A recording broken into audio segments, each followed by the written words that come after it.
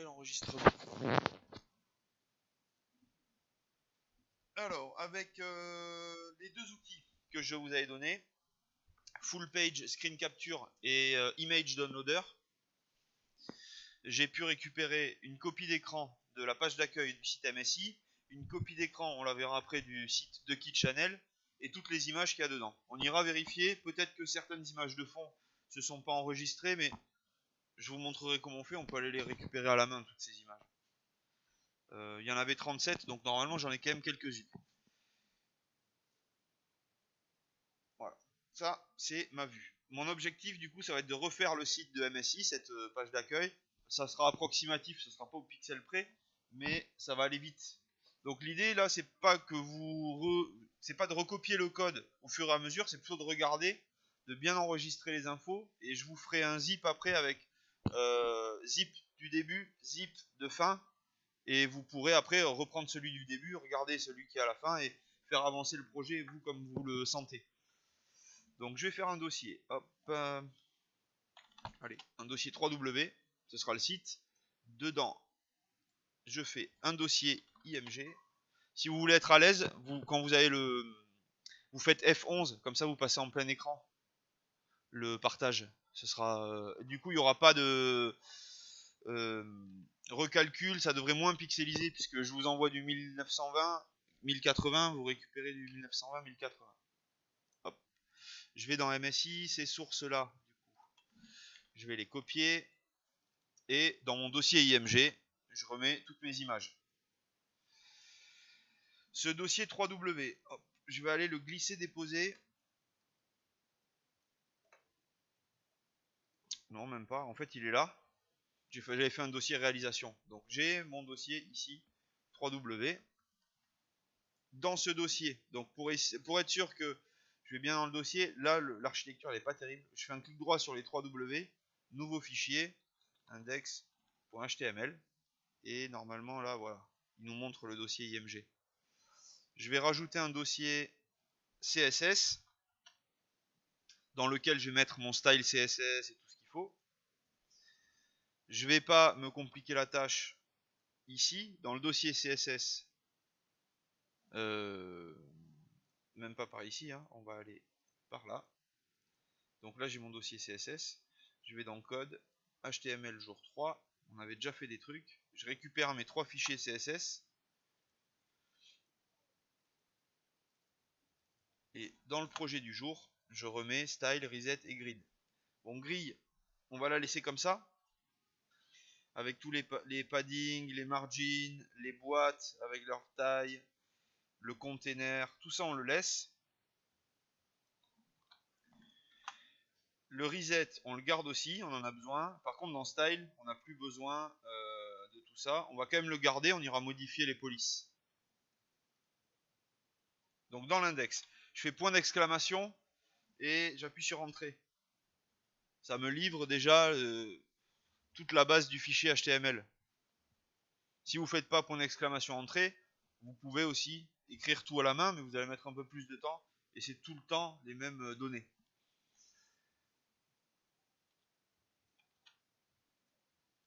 J'avais aussi ça.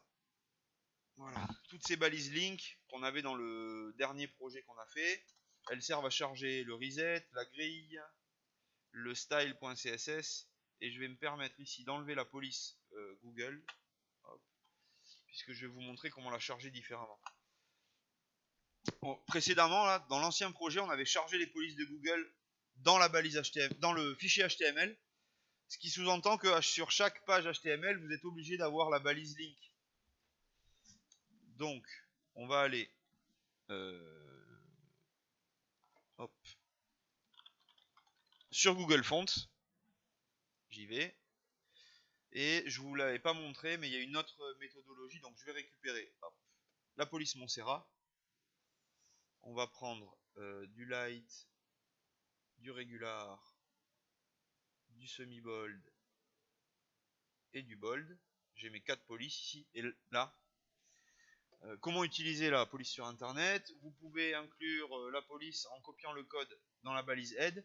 Nous on va utiliser le @ import, puisque ces lignes là au milieu, sans le style, Pardon. On peut les mettre ici dans un fichier CSS. Le gros avantage, c'est que toutes les pages HTML vont charger ce fichier CSS, donc toutes les pages HTML vont automatiquement, dès la première ligne du fichier CSS, charger la police. Et vous n'êtes pas obligé de vérifier dans tous vos fichiers HTML, est-ce qu'il y a la police ou pas, elle est inclue dans Style. Et ici, du coup, on va mettre Montserrat pour les titres, on va mettre Montserrat pour les paragraphes. La seule différence, c'est que pour les paragraphes, on va avoir une graisse en 400, régular. Et pour les polices, on va mettre 700. C'est du bold, du gras. Voilà. Donc j'ai déjà mes polices qui vont prendre, mes textes vont prendre forme. J'ai la grille qui est utilisable, puisqu'ici, dans l'index, je charge bien le reset pour la remise à zéro, le grid CSS avec toutes nos infos sur les positionnements, et le style.css. À partir de là, comment je fais pour découper une page en entier? Je vous remets le visuel, même on peut aller sur MSI, fr.msi.com. Voilà, c'est cette page là. C'est peut-être pas la même image parce qu'il y a un slider, mais je vais dans un premier temps découper les grandes parties de la page. Ici en gris, là où j'ai le menu, c'est le header.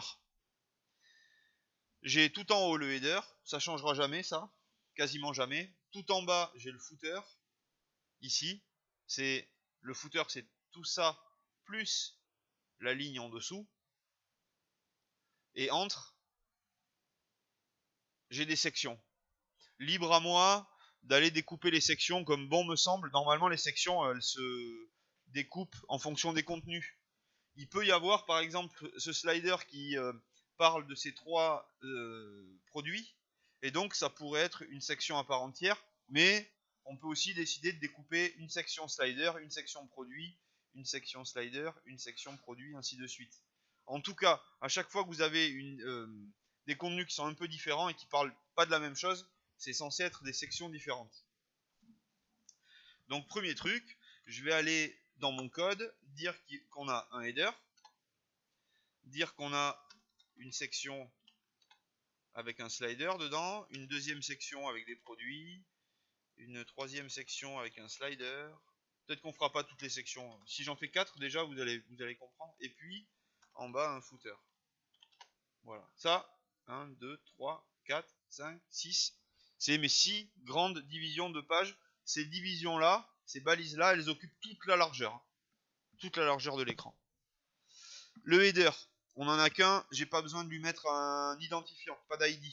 Par contre, ici, sur toutes mes sections, je vais être, pour pouvoir les identifier, je vais être obligé d'aller rajouter ID égale section tiré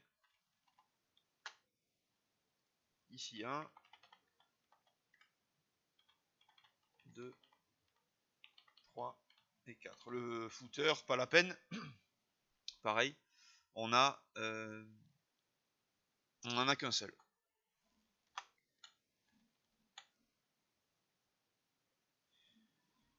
Ce qui est un peu particulier sur ce site, c'est qu'on n'a pas le container. Je vous montre d'autres sites, jeuxvideo.com. Voilà. Le container, le div classe égale container, ça correspond exactement à la largeur du site. Les marges, ici où j'ai ma souris sur le côté, elles sont à l'extérieur. Nous, sur le site MSI, c'est tout en pleine largeur. Donc on va pas utiliser le container. Si, on va le modifier. Alors, dans le cas où on ait un site qui soit centré, c'est le cas de plein de sites. Hein. Jeuxvideo.com, c'est le cas. En fait, si là, je suis en zoom 100%. Ça sert à quoi le container? Ça va, donc les propriétés CSS, elles sont juste au-dessus de l'écran là. Ça va fixer les contenus du site sur 1140 pixels de large. Et ça va dispatcher à gauche et à droite automatiquement les marges. quelle que soit la taille de l'écran, en dehors de tablette et mobile, hein, mais quelle que soit la taille de l'écran, si j'élargis ma page, c'est les marges du côté qui s'élargissent. Le contenu, lui, il reste sur 1140 pixels. Le gros avantage, c'est que en fonction, avec un web design donné depuis Photoshop ou autre, vous allez pouvoir faire du pixel perfect, puisque votre web design il fait 1140, vous avez un contenu à l'intérieur qui fait 1140, vos règles CSS, même en pixels, en pourcentage, etc., elles répondront à ce 1140, et ce sera les marges sur le côté qui vont varier, puisque le web designer vous apportera une vue ordi, une vue desktop, il va pas en faire plusieurs. Le seul truc qui change, c'est les marges sur le côté. Donc, ça sert à rien d'aller faire plusieurs plans de travail sur Photoshop avec 1920, 2440. De toute façon, le contenu reste le même au milieu. Ici, c'est pas pareil, c'est de la pleine largeur, donc on va bosser en pourcentage, mais il y a un truc qui existe, on va le voir après dans Bootstrap. On peut aller faire un container tiré full, largeur maximum 100%. Je cherche le pourcentage, il est là. Voilà. Bon, ça, on le fait parce que dans l'emboîtement des sections, on aime bien avoir toujours le même ordre. Donc si il y a un endroit sur le site de MSI où il y a le container en vrai, on va avoir section, container, les rangées et les boîtes. Alors qu'ici, si on met pas de container, on a section et rangée direct. Ça fait une boîte de moins, c'est pas terrible. Donc là-dedans, hop, je fais mes décalages. Ok. Alors, je fais une boîte container tirée full sur toutes mes sections.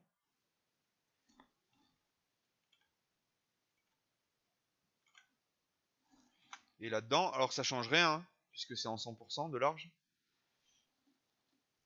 Mais au moins, la hiérarchie des divs est complètement respectée. Et puis, ben, en fait, on va faire pareil. On va faire pareil partout. Donc, hop.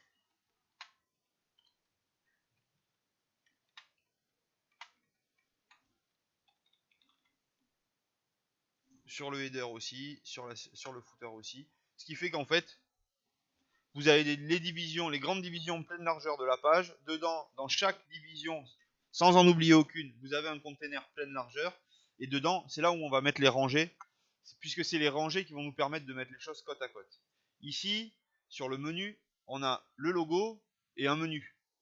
Je passe ça, hein. C'est faisable, hein, mais si on doit faire une maquette, enfin intégrer le site en 1 heure, je vais peut-être pas aller sur tous les détails. Petit à petit, à force de monter les sites, j'irai sur ces détails.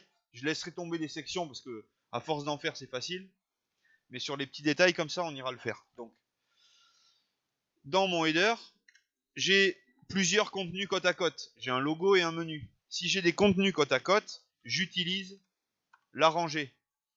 En CSS, quand mon navigateur lit classe égale row, il va récupérer dans grid le displayFlex, et displayFlex, ça sous-entend que dedans, si j'ai une div logo et que j'ai une nav main nav, ces deux boîtes iront côte à côte. On peut faire le test en fait. On va mettre un A, on va mettre un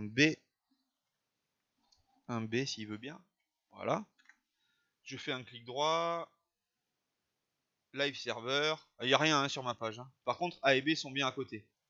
J'enlève la rangée.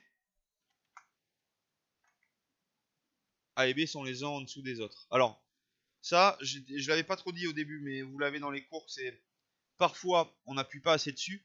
Les éléments, toutes les divs, les sections, les navs, UL, LI, P, H1, etc. Ces éléments-là, ils ont comme propriété de base d'être en bloc, display bloc. Dans l'affichage, les éléments là, ils occupent toujours 100% de large de la largeur qu'on leur laisse. Ici, si je remonte, ma div logo, elle fait 100% de cette div. Cette div, c'est aussi un display bloc, donc elle fait 100% de la div au-dessus. Le container full, il est en bloc, on lui a filé 100% de large, donc il va faire 100% de la boîte par an. Le header, c'est un bloc, il fait 100% de large. Et quand on arrive sur le body, bah, du coup, en fait, nos éléments, si on les inspecte ici, en bleu, le logo, il fait 100% du navigateur. La boîte au-dessus, pareil. Pareil. Si jamais je dis... alors, je vais le faire là, c'est pas joli, mais juste pour le faire. Largeur du header égale 50%. À ce moment-là, en inspectant les éléments, j'ai mon body qui fait 100% de large, mon header qui fait 50%, et donc les éléments dedans vont faire ici, là, largeur maximum 100% de l'élément qui le contient. Là, sur ce genre de truc, il faut raisonner comme si vous aviez des boîtes ou des cartons et que vous essayez de mettre des cartons les uns dans les autres. Un carton, vous lui dites, tu fais la largeur du carton dans lequel je vais te mettre, il peut pas être plus grand, hein, sinon il rentre pas. Si ça rentre pas, d'ailleurs, imaginons qu'on dise à ces deux éléments, vous faites 30% de large de l'écran, ou vous faites 600 pixels de large. Si les 50% font moins de 1200 pixels, le deuxième il revient à la ligne. Il y a des retours à la ligne qui se font. Mais là en fait c'est le cas. Hein. La nav avec la lettre B dedans, elle a amplement... Alors j'enlève les 50%.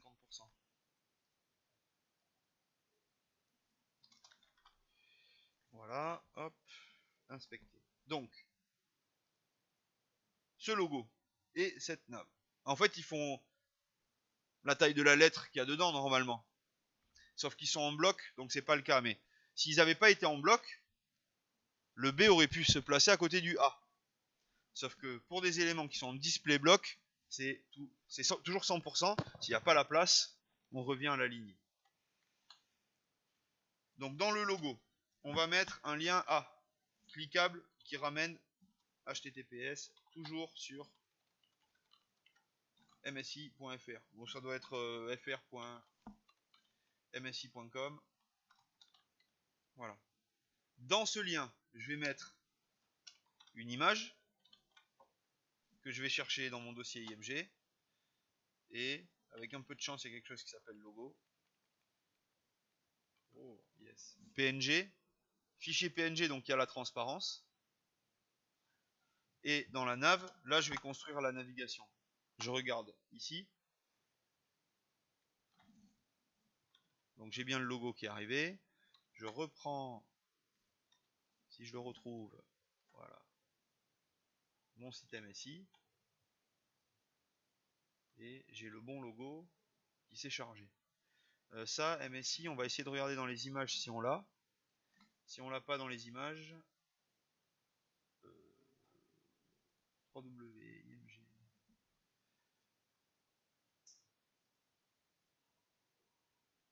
Si, c'est celui-là. Non, mais on l'a en fait. Si je fais inspecter là, on le voit pas. Non, on le voit pas. Bon. Après, on avance. Et d'ailleurs, le menu ici, il n'est pas en pleine largeur. Alors on va le faire après.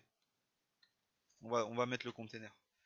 Juste, ce qu'il faut, c'est qu'on construise la nav. Donc la nav, qu'est-ce que c'est une navigation sur un site, un menu? C'est une liste de liens. Donc il faut s'en tenir à ça. Si c'est une liste, et c'est en plus de ça, c'est une liste non ordonnée.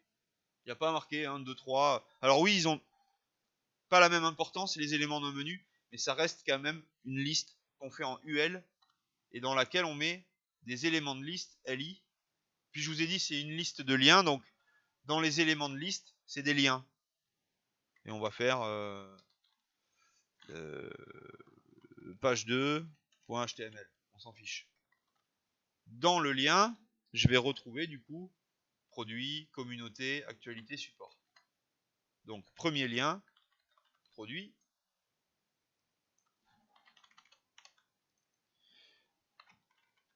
Communauté. C'était quoi, actualité? Ouais. Actualité.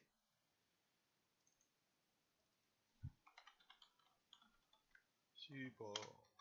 Voilà. Page 2, 3, on s'en fout parce qu'on va pas les créer ces pages. Mais voilà, au moins les liens sont différents.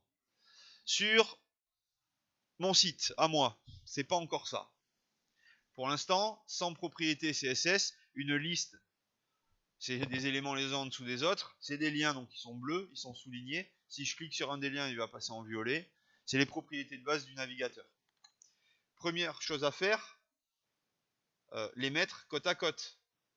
Cette div et cette nav. Donc je vous avais dit, si on met row ici, on va arriver à faire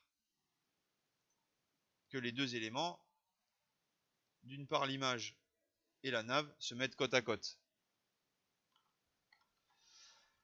Sur ces boîtes là, on pourrait même aller, donc on peut aussi, pour centrer les contenus, enlever container full et mettre container. Quand j'inspecte mon élément, je vais voir que le container, du coup, il occupe voilà, la largeur en bleu. Et c'est centré. C'est à peu près ce qu'il y a sur le site. Et bien là, on a tous les éléments HTML pour faire le header. Donc je vais basculer sur Style. Truc important sur Style, pour pas vous paumer, vous pouvez chapitrer avec des commentaires, et vous le verrez, c'est souvent fait, chapitrer vos fichiers. Donc moi je le fais comme ça. Les tirets servent à rien, c'est uniquement pour mettre en valeur ce que je vais écrire dedans.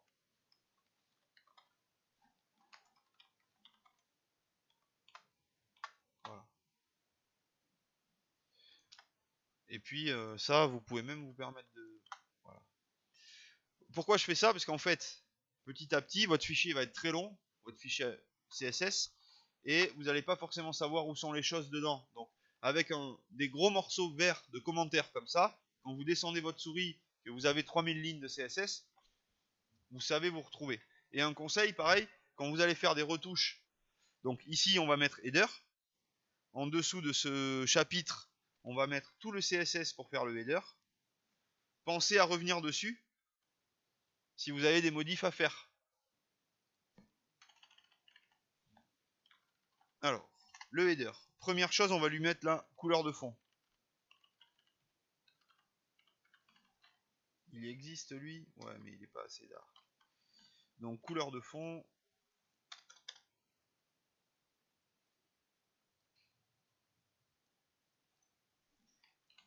Je les mets au hasard, mais on pourra aller les récupérer. Hein.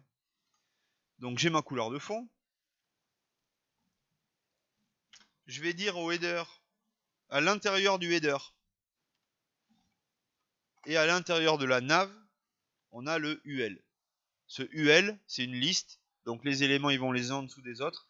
Je vais lui dire, toi, tu passes en display flex. Donc les éléments qu'il y a à l'intérieur du UL, tous les LI, tu me les mets côte à côte. Et là, ils sont côte à côte. Ils sont vraiment côte à côte. Hein. Un peu plus loin. D'ailleurs, c'est aussi pour ça que j'ai mis sur la nav un ID. Je vais pouvoir directement viser main-nav, UL, et les LI à l'intérieur. Eux, on va leur rajouter pas grand chose. On verra après. Main, nav, UL. À l'intérieur, on a des LI. À l'intérieur des LI, on a des A, les liens. E, color, white. Pour enlever le souligné, text, decoration, none. Et j'ai des liens comme il faut. Si je veux les basculer en Montserrat, ici, je peux aller viser aussi les liens et les paragraphes et charger Montserrat. Avec le display flex, vous le verrez quand vous allez faire tous les exercices de Froggy Flexbox, et je vous filerai aussi des fichiers PDF avec toutes les propriétés. On a le align items qui permet d'aller centrer les éléments en vertical. Donc si je mets align item center, je récupère. Pourquoi?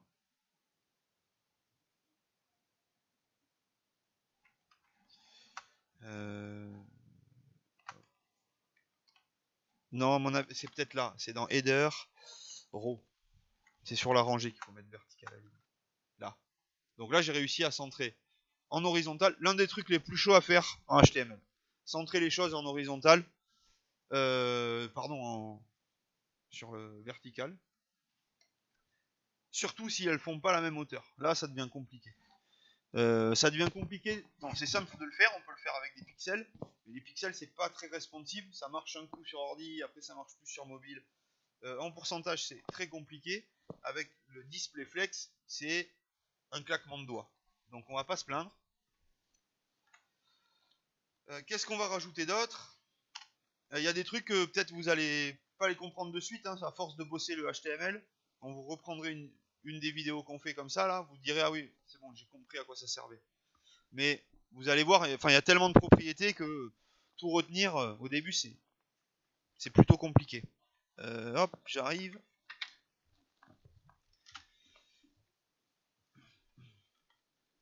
Alors.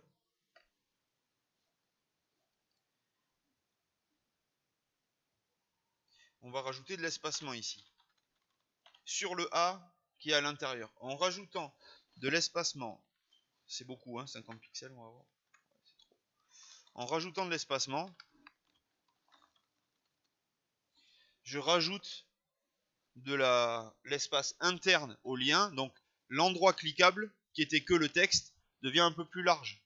Ici, j'ai la possibilité de cliquer un peu ailleurs.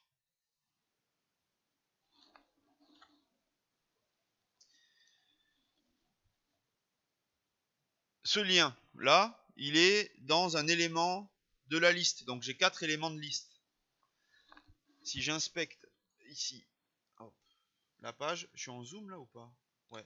Voilà. Si j'inspecte la page, le LI il est là, le A il est là. D'ailleurs, le fait que le A soit un élément de texte, l'élément parent ne prend pas forcément en compte la taille de l'élément enfant. Lui, on va le mettre en display bloc. Ça c'est bon. Et lui,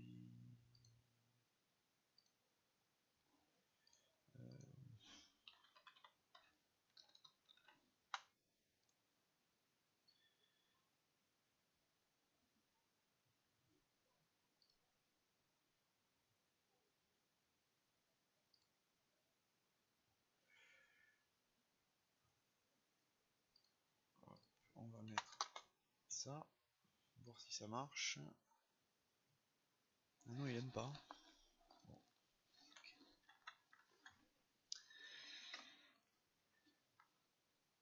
Donc lui, je le mets en bloc. Ça va, on va arriver à prendre un peu mieux la taille. On va le faire à la main, c'est pas grave. On peut faire mieux, mais on va le faire comme ça. Je vais augmenter la taille.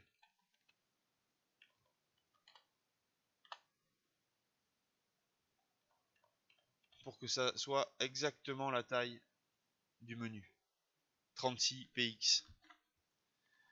En haut et en bas. Par contre, je peux garder, donc là, avec deux valeurs, vous avez 36 px pour le haut et le bas, 20 px pour la gauche et la droite. Et j'ai donc un menu qui est 100% cliquable.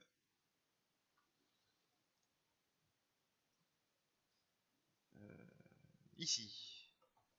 Sur l'élément parent, on va mettre une bordure en bas.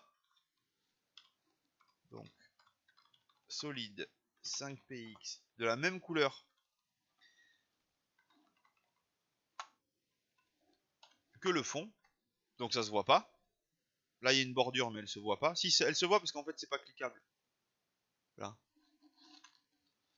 Et puis, on va lui dire que quand je survole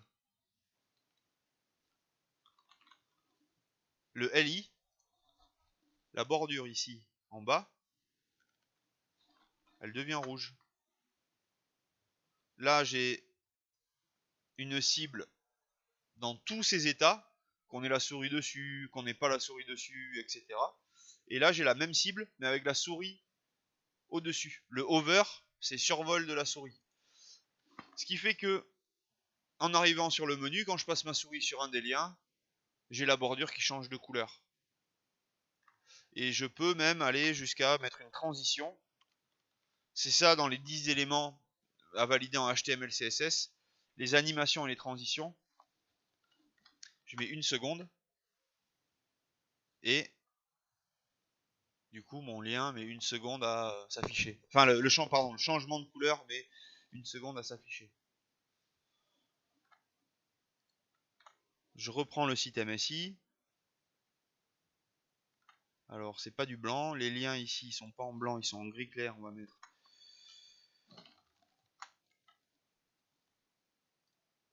Voilà. Ils sont en majuscule.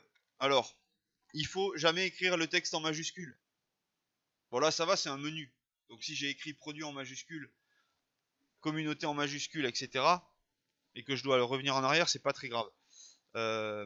Si c'est tout un paragraphe que vous avez réécrit en majuscule, il n'y a aucune solution pour le basculer en minuscule et remettre les majuscules où vous voulez. Sur les noms propres, au début des phrases et tout, ça va être chiant. Il y a une propriété CSS qui permet de mettre tous les caractères en majuscule, donc plutôt que d'écrire en majuscule, on écrit normalement, au cas où on est à utiliser le texte ailleurs. Par exemple, un jour dans votre vie, vous aurez un design où c'est en majuscule sur mobile et c'est écrit normal sur desktop. Quand vous avez fixé les caractères, vous ne pouvez plus revenir en arrière. Donc on va indiquer ici, dans Style, que ces liens, on va faire texte transform uppercase. Ça c'est pour basculer le texte en majuscule. Et du coup on n'est pas trop mal par rapport au menu. Il y a le logo qui est un peu trop petit. Ça on peut le gérer. On peut dire que dans header, pas terrible. Là. Logo et l'image qu'il y a dans le logo, on va lui dire que sa largeur elle est de 120 pixels, sa hauteur elle est automatique pour éviter les déformations. Et est-ce qu'on est bon là? Ouais. Allez. Voilà. Et là j'ai à peu près en 18 minutes, non un peu plus, le menu MSI. Si je vais l'inspecter lui du coup, j'ai mon UL, j'ai ma nav, j'ai mon logo, j'ai ma rangée, tout est ok. Et si je veux décaler tout ça, alors ce que je peux me permettre de faire dans l'index, avant même d'avoir fait tout ça, en fait, ce que j'aurais pu faire, c'est dire que j'ai une rangée. Donc le logo, il va être en box-25. Et la nav, elle va être classe. Attention, ouais. Le main nav, c'est un ID. Je peux pas utiliser une classe dedans. Il faut que je mette classe égale, un autre attribut, box-75. Sans point virgule. Voilà. Je me retrouve du coup avec. Alors lui, il m'énerve. Hop. Viens t'attacher ici, là. Là. Voilà. Et voilà. Donc en regardant maintenant, ma rangée, c'est ok. Mon logo, il est dans une boîte qui fait 25% de large. Ma nav, elle est dans une boîte qui fait 75% de large. Et on avait créé aussi les classes pour aligner le texte. Donc rapidement ici, je peux mettre un texte right. Ça va aligner à l'intérieur de la navigation. Oh, il a pas voulu. Pourquoi il a pas voulu? Ah, c'est dans le UL.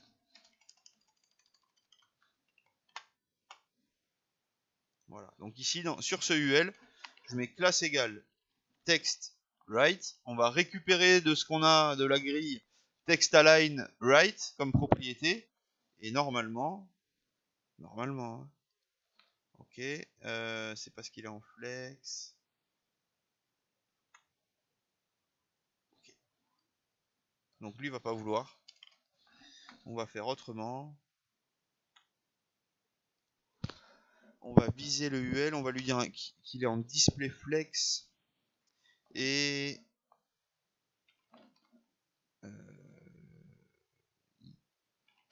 je vais vous trouver la doc. Flex file type PDF CSS.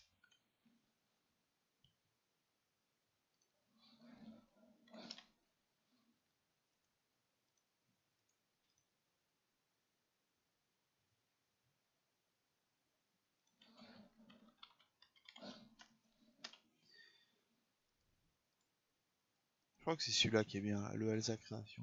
Oh non, c'est pas celui-là qui est bien. Non, non. Ça, c'est pas clair. Voilà, celui-là, il est top. Je vous le télécharge. Je vous le partagerai.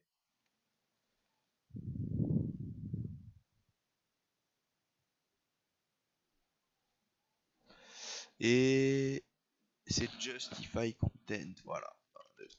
Donc ici, de la même manière que aligne item, quand vous êtes en flex, permet d'aller aligner les choses en haut, en bas ou au centre, avec le Justify Content, vous pouvez justifier les éléments.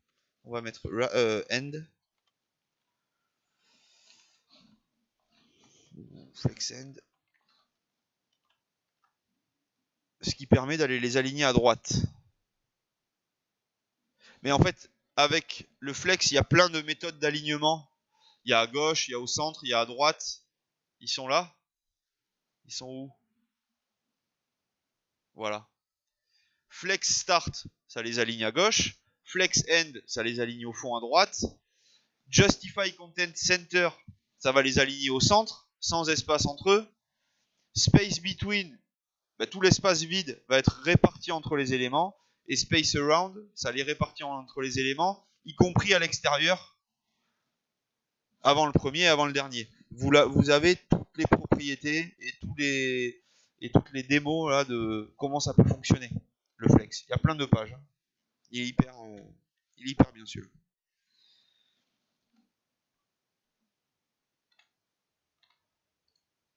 Donc là, j'ai mon menu qui fonctionne bien. Alors, du coup, on a viré les réseaux sociaux et le map là. Les petites icônes qui étaient à droite. Voilà, la recherche et la map. Donc, c'est normalement, logiquement, le menu qui va aller à droite. C'est pour ça que je l'ai poussé jusqu'au bout. Si je regarde mon container, on est bien aligné. Et du coup, je peux passer à la section 1, qui pour l'instant est vide. Faites attention, une balise HTML, même si elle a une balise à l'intérieur, tant qu'il n'y a rien de concret, du texte ou une image, elle n'existe pas. C'est pour ça que elle fait 1803 de large, mais elle fait 0 pixel de haut. Dès qu'on met quelque chose dedans, le navigateur la fait exister. Je mets un A, et ça y est, elle a récupéré une taille. C'est la taille du contenu qui fait la taille de la box. Alors, ici, en dessous, on est sur ce slider-là. On va peut-être pas le faire en slider. On peut juste mettre une image. Ça doit être des images, hein, si je fais inspecter.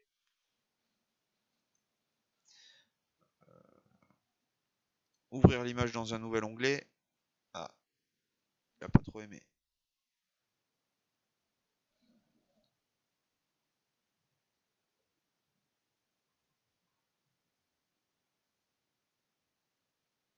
Ok, bon, on aurait pu la... Non, on pourrait la télécharger normalement. Enregistrer l'image sous. Ouais. Là, on va aller dans code, réalisation. Peut-être qu'elle y est déjà. Hein. Elle n'y est pas déjà, donc c'est bon. Voilà, donc ici, dans cette section, on a un container, on va mettre une rangée. Ça sert à rien, hein. Le container il fait 100% de la page. La rangée elle fait 100% de la page. Et dedans je vais mettre un box 100, donc j'ai rien à mettre côte à côte. Il y a une boîte qui fait 100% de la page aussi. Mais il vaut mieux refaire section, container, row et box pour l'avoir partout pareil. Je sais pas, vous vous mettez à faire du JS et vous dites je vais viser toutes les box 125, 50 qui sont dans mon site. Quand vous avez des box en 25 et en 50, elles seront automatiquement dans une rangée pour pouvoir les mettre côte à côte. Et les box 100, si vous avez décidé que le container est full et la rangée ne servait à rien, elles seront un enfant direct des sections. Si en JS, vous commencez à faire un algo qui va dire je traite le 4e enfant de chaque section pour récupérer toutes les box, manque de bol, vous n'avez pas mis le container, vous n'avez pas mis le row, et du coup vous allez attraper des trucs à l'intérieur, vous ne saurez même pas pourquoi ça fonctionne pas. Et après du debug, vous allez vous apercevoir que dans une section, il y avait un box 100, on avait oublié la ranger, ça marchait, mais jusqu'à ce qu'on fasse du JS. Et dans cette box 100, qu'est-ce qu'on va mettre? Tout simplement une image. Euh, une image. Et donc je vais la chercher dans le dossier IMG. C'est celle qui s'appelle banner. Ah, mais peut-être qu'on les avait. Voilà. Là, je suis pas sur mon site. Et là, je suis sur mon site. Oh, Avengers. Oh, c'est pas vraiment cette bannière là. C'est la 1610. C'est pas celle-là non plus.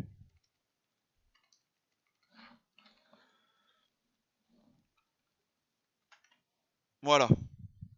Je l'ai. Alors faut faire gaffe parce que si on dézoome, l'image elle a une certaine taille, elle va pas. Sauf à l'indiquer en CSS, elle va pas s'étirer.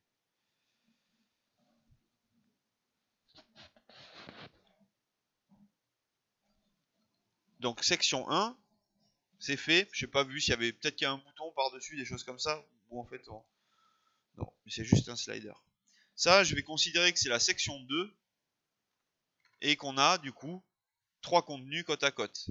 Donc dans la section 2, j'ai mon container qui fait 100%. J'ai 3 contenus côte à côte, donc je mets une rangée des box 33. J'en mets 3. Et dans ces box 33, il n'y a pas d'image. On va voir.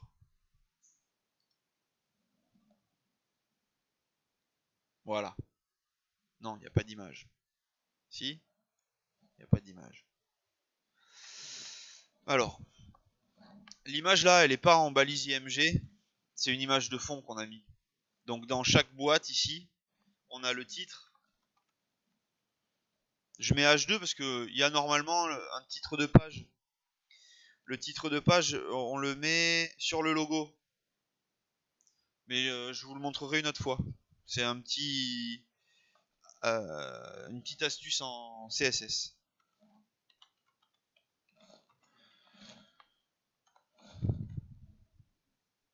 Voilà, ici un H2 avec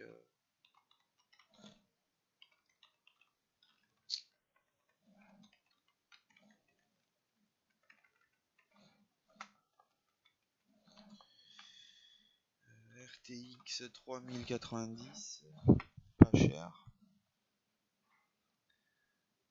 Avec 24 Go quoi. Mais ce matin j'ai vu il y a des serveurs, c'est 1000 € par mois. Il y a 1 Tera de mémoire vive. C'est énorme quand même, 1 Tera de mémoire vive. Ça fait environ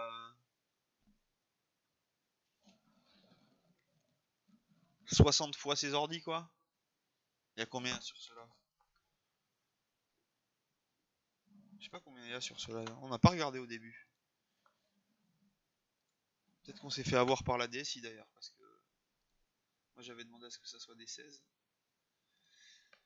Performance. Non, ça va. 16 Go. Et on a quoi?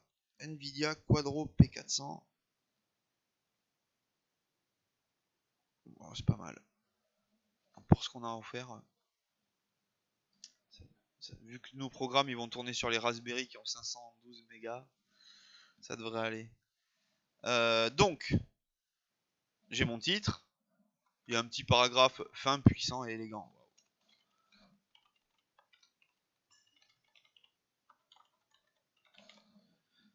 Voilà, ici, il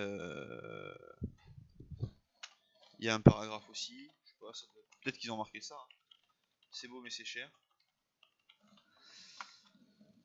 Non, performance et silence. Ouais, enfin, tu vois, on peut la regarder celle-là. Hein. Hop. Il y a intérêt à ce qu'elle fasse pas de bruit. À 2770 € la carte graphique.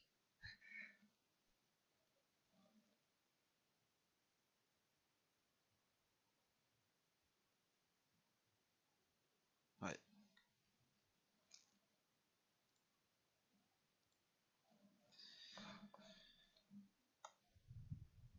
Et là, oui, j'ai trop cliqué. Et la troisième, ça sera ce texte-là. Je reviens sur ma page. Cool. J'ai déjà les trois contenus côte à côte, c'est bon signe. Pour les basculer en blanc, ça va pas être compliqué. On va dire que ici, donc, j'ai traité mon header. On n'a rien fait en fait sur la section 1. On va ici traiter la section 2. Et le truc qui est super important avec ça, c'est que quand vous avez des retouches à faire, on vous demande de modifier quelque chose, pensez bien à revenir, par exemple, dans 3 quarts d'heure, Vincent arrive et me dit on change le logo MSI. Pensez bien à revenir là où vous aviez fait le code du header en CSS pour faire vos modifs et rajouter du code. Le rajoutez pas à la fin du fichier, parce que des modifs on en fait souvent, et du coup en fait à la fin vous allez vous retrouver avec le gros du code du menu en haut et 1000 lignes plus bas, 2-3 lignes qui ont fait quelques modifs, et là après pour les retrouver c'est... Vous pouvez toujours les retrouver en inspectant, mais c'est plus chiant. Pour vous ça ira, mais toujours pareil, si vous filez le projet à un autre développeur, il va gueuler, il va dire putain le CSS il est pas rangé, il y a de tout partout, je suis obligé d'aller à la ligne 1428 et à la ligne 60 pour faire une modif. Ça fait perdre du temps. Donc là, j'ai noté section 2. En dessous, il y aura du code que pour la section 2. Ce code. Donc je vise la section 2, les H2. Je vise aussi, ça c'est pour faire deux cibles différentes, la section 2, les paragraphes. Et je vais juste simplement dire color white.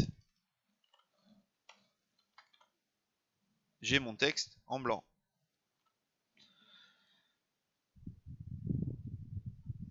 Je pourrais aller ici aussi centrer le texte. Mais en fait ça, dans grid on avait enlevé les couleurs. Non.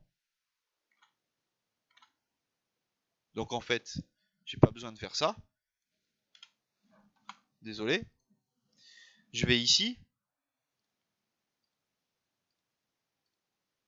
Je vise tous mes paragraphes et tous mes titres. Et je leur rajoute classe égale text light, c'est pour mettre le texte en blanc. Text center, c'est pour centrer le texte. Résultat, mon texte est centré. Là aussi, tout est OK.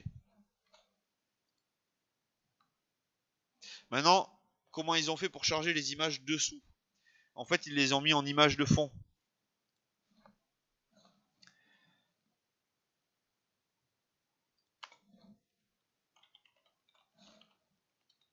On va mettre, tiens, back-styles. Et là, on va mettre back-rtx. C'est les produits. Le troisième, on remet ça. Voilà. Donc je crée une nouvelle classe sur la box 33. Et dans style, ici, je vais dire que back style background image. Et je vais aller chercher l'image. Alors, hop. Attention avec le chargement des images en CSS. Là, je vais demander à mon CSS d'aller chercher une image à l'URL. Donc vous n'allez jamais mettre HTTP, vous allez mettre votre dossier IMG. Mais dans l'index ici, je suis à la racine de mon site. Donc quand je lui demande d'aller chercher le dossier IMG / fichier banner.jpg, il va le trouver direct. Je suis là, dossier IMG, il est au même endroit, c'est OK. Par contre, quand je suis dans style.css, je suis déjà dans le dossier CSS. Donc si je lui demande de chercher le dossier IMG là, il va chercher là où il est, dans le dossier CSS, un dossier IMG. Il n'y en a pas. Il faut faire // pour lui dire // ça veut dire remonte aux parents. Quand on remonte aux parents, on arrive là-dedans, 3W, et là oui, il peut trouver le dossier IMG, et il peut trouver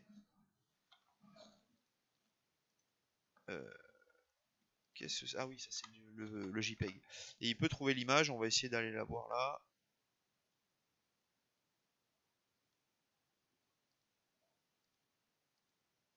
C'est pas ça. C'est peut-être une image qu'il n'y a pas, on va voir. Où c'est que je vais aller chercher? Là.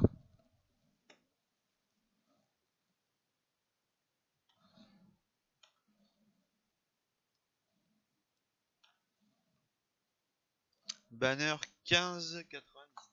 Okay. Donc dans le code, ici, je vais dire que c'est le banner 1599. Forcément, il y en a deux. Voilà. Je reviens sur mon site. Ça commence à prendre forme.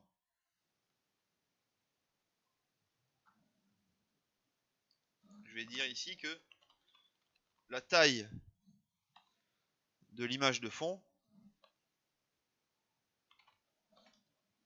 elle couvre, avec cover, elle couvre toute la boîte qu'il affiche.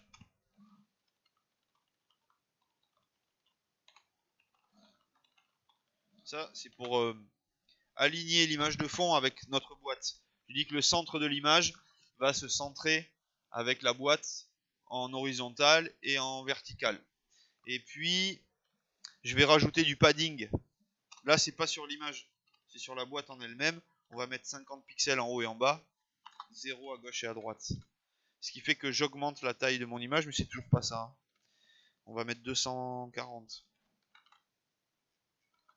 240.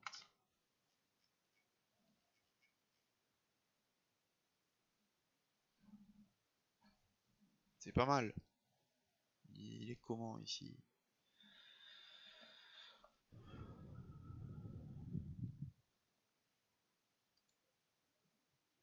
Allez.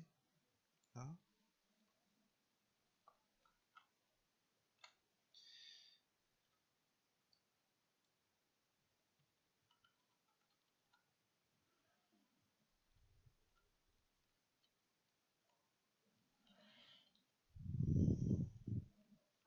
C'est moins.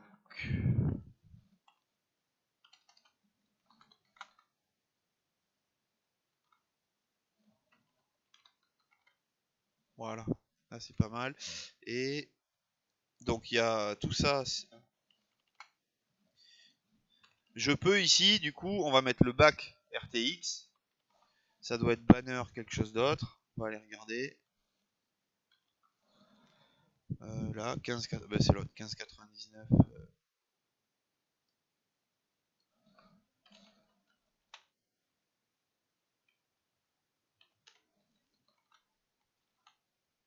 Voilà. GeForce. C'est GeForce. Voilà. Ici, ce qu'on va faire, c'est que le texte il est plus haut.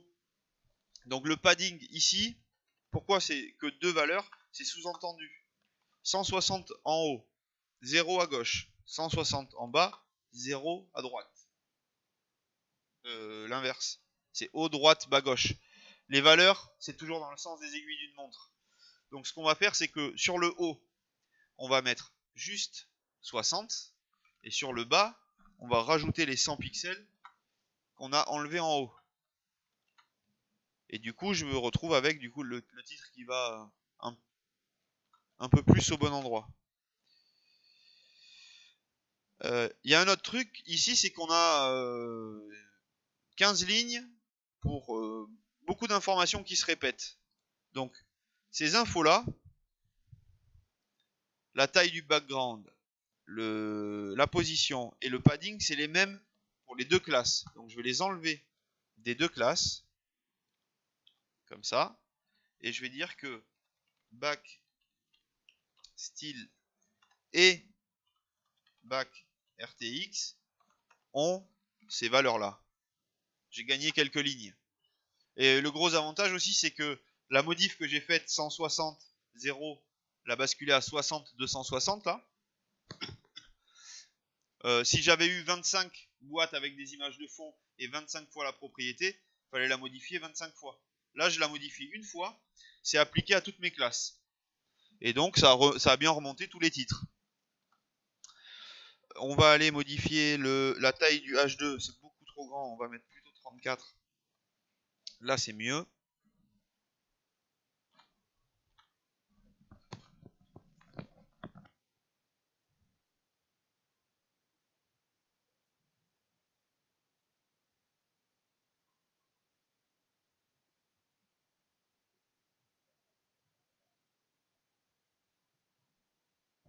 Donc pour l'opacité, on le fera pas. Par contre, on va remonter un peu le texte.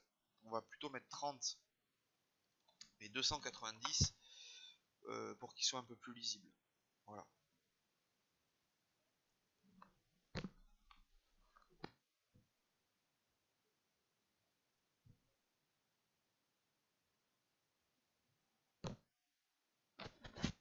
Alors la petite marge blanche entre la section 1 et la section 2, on peut inspecter, mais en fait je pense qu'on va pas la retrouver. Ok, la div, on le voit mal là, hein. Je zoome. Voilà, la div, elle occupe bien la zone blanche, l'image l'occupe pas. Donc vous pouvez chercher, j'ai déjà cherché pas mal de temps avant de trouver la réponse. J'ai tellement cherché de temps que je m'en rappelle.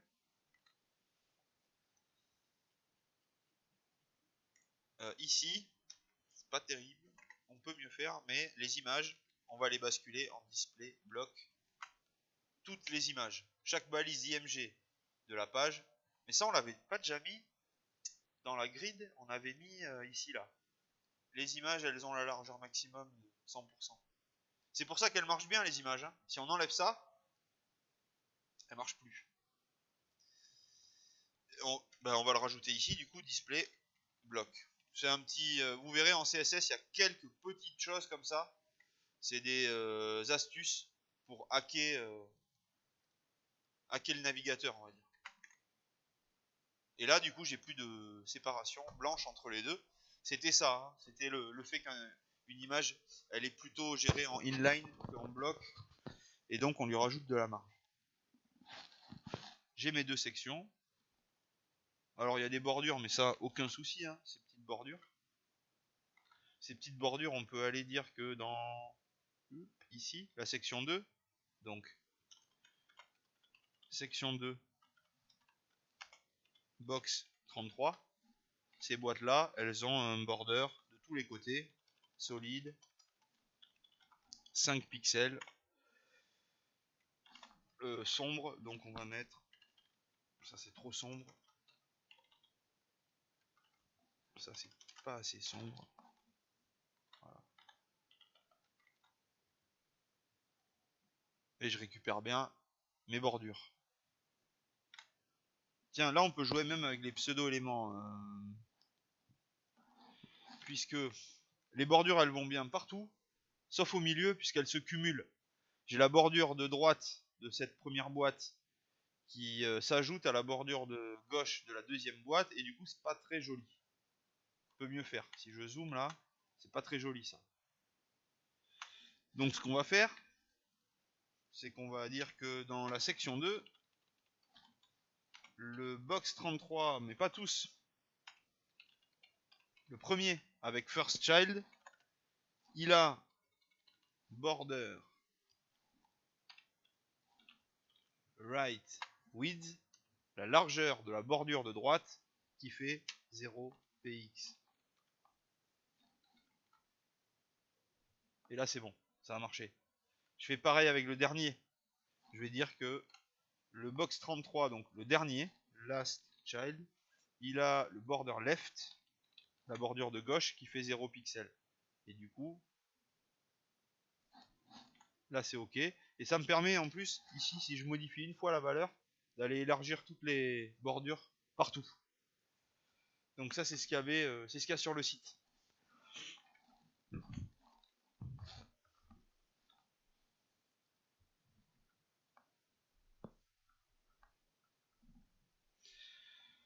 Ça c'est une section simple. Alors c'est un lien, mais c'est en fait c'est une balise A avec une image dedans. Ici pareil, on a des box 50 et ici on a des box 25. Donc pour aller même un peu plus vite, on peut aller sur l'index. La section 3, c'est une rangée avec un box 100 dedans. C'est une image cliquable, donc il y a un lien et une image. Notebook business, elle est où? C'est pas celle-là. Voilà, on avait toutes les images et puis forcément, celle-là on l'a pas.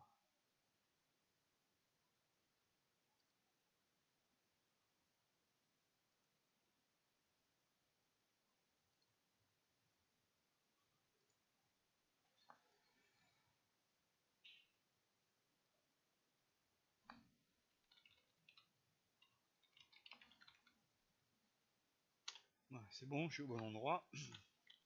Donc ici, l'image, c'est notebook.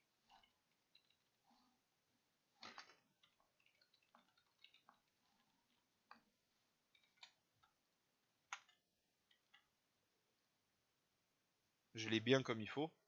Elle occupe 100% de large. Elle est cliquable. Je vais pas réfléchir 20 ans à savoir s'il y a des défauts ou aller chercher. Il y en a pas, il y en a pas. On passe à la suite. Hein. C'est assez rare pour en profiter. Là, l'autre section ici, c'était 50-50 de mémoire. Voilà, 50-50. Et 4 x 25. Donc, section 4, j'ai mon container, ma rangée. J'ai des box 50. J'en ai 2. Et sur la dernière section, oh, on en a oublié une.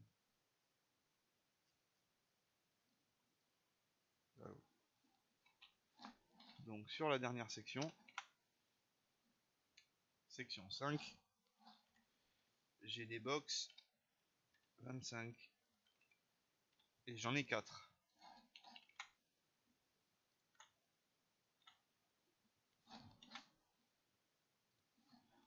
Tiens, hop, A, B, A, C, D.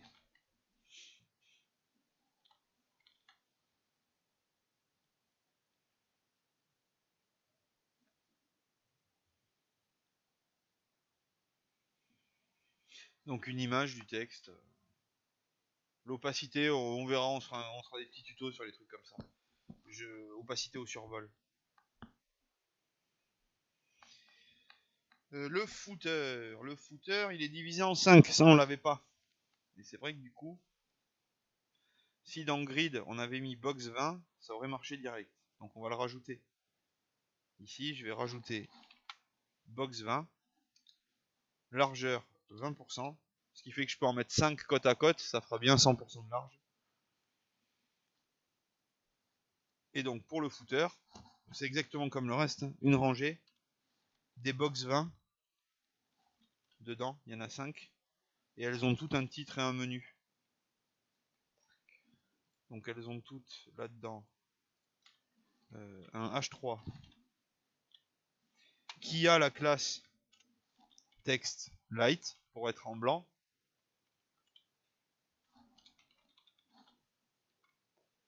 Et dessous, normalement, c'est un UL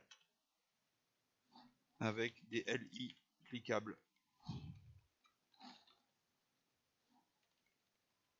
C'est pratique, faites gaffe, mais c'est pratique cette multisélection. Ça permet de faire beaucoup de code en peu de temps. Là, en une seconde, j'ai fait tout ça. Par contre, faut pas se planter, parce que à partir du moment où il y a un curseur qui est mal placé, et que vous commencez à faire des copier-coller, et à vouloir aller trop vite, ou à écrire, et qu'il y a un endroit qui est foutu, ça vous prend beaucoup plus de temps de revenir en arrière et de comprendre ce qui s'est passé. D'ailleurs là, bon, peut-être pas s'enflammer sur les liens, 5 ça suffit. Voilà, et nous on arrive là.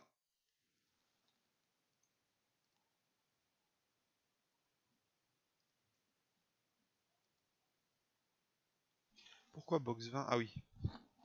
Si je sauvegarde pas le fichier, il est pas prêt de s'apercevoir que les boîtes 20% de large. Je vous le laisse volontairement comme ça. Si vous avez envie d'aller vous finaliser la page, vous avez 2 petites sections et le footer à faire. Juste ce que je vais faire, c'est revenir dans Style. Hop. La section 3, on n'y a pas touché. La section 4, vous en aurez besoin. La section 5, vous en aurez besoin. Le footer, vous en aurez besoin. Et juste, je mets la couleur de fond dans le footer. Ça, c'est la 5. Ça, c'est la 4.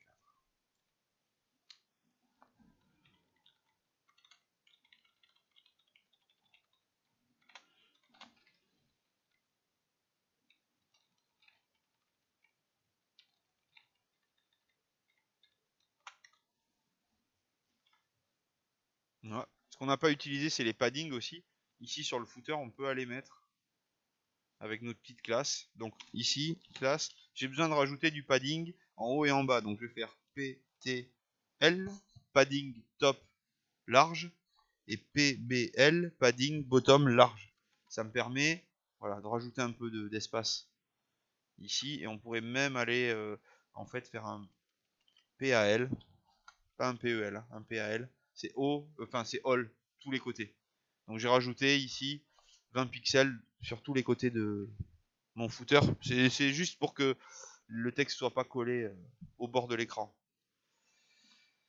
On peut aussi dire, donc ça ce sera fait pour vous, que dans le footer, les liens A sont blancs, voilà, ou gris. Ce sera plus joli. Ça se joue à rien, hein. Là il est quand même très gris. Tous les links là, ils sont quand même très gris. Mais pourtant, mis à côté du titre en blanc, on voit pas trop la différence. La seule différence, et vous n'allez pas le voir sur le partage, si vous le faites et que vous actualisez, vous allez voir que blanc pur, ça flash à l'œil, et dès qu'on le passe en tout petit, ça reste blanc, mais c'est quand même plus agréable à lire. Ça, et puis enlever le souligné, text decoration none. Toujours pareil, je peux me permettre de dire que quand je survolerai un lien dans le footer, il sera souligné, mais que quand je le survole. Donc là, il n'y a rien, et puis quand on passe dessus, il est souligné. Et on peut même aller, je sais pas moi, c'est pas terrible. Hein. C'est pas terrible parce que ça va modifier la zone de clic. Mais voilà, quand je le survole, il réduit de taille. Le truc à pas faire. Changez pas la taille, parce qu'en fait, ici, là, je vais... Regardez, je survole le K. Et encore, on a de la chance. Ça reste cliquable. Mais normalement, il est plus cliquable, là. Et en modifiant les tailles comme ça va vous faire des trucs qui clignotent. Parfois, c'est très rare, on le voit sur les sites. Vous essayez d'aller sur un lien, et puis ça arrive pas à cliquer sur le lien, et bon, là, c'est pas compliqué, vous partez du site, hein, tout simplement.